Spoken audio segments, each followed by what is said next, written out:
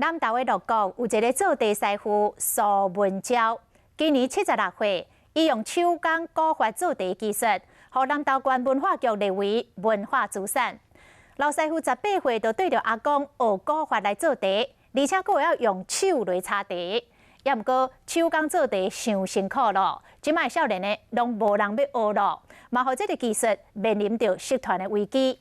今仔日的看见台湾国宝师傅。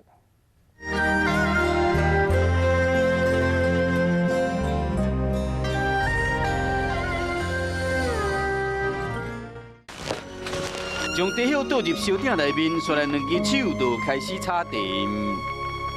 这温度有够点，有这个声音嘛。啊，地擦起来嘛，才加真香。双手伫高温300外度的鼎内面一直擦，这个地叶内面的水分被蒸发出来，化作纯纯的白烟，袂输是伫连铁砂种。袂做烧的？袂啦。炒习惯啦。伊是南投鹿谷的手工做地师傅苏文昭，18岁开始对因阿公甲因老爸学古法做地，擦地擦50多年啊，早就已经惯势啊。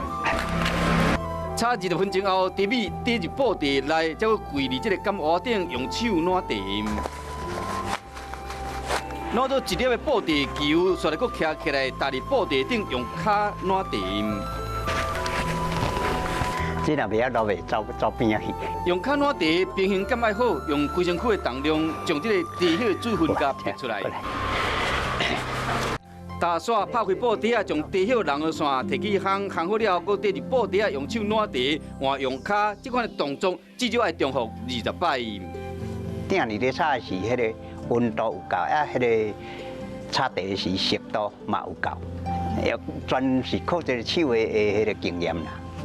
啊，若擦无湿的地出来，可惜水就较济；啊，若擦有湿，咱这个擦出来的地真会香。苏文昭76岁啊，伊讲即马擦地拢用机器咧擦，即马无几个人像伊共款，还佫用手咧擦地。真辛苦，所以讲无啥人要搁来继续做这种地。啊，最后我看讲。当顶地袂使了消失哩，所以讲叫阮后生来接这个当顶地。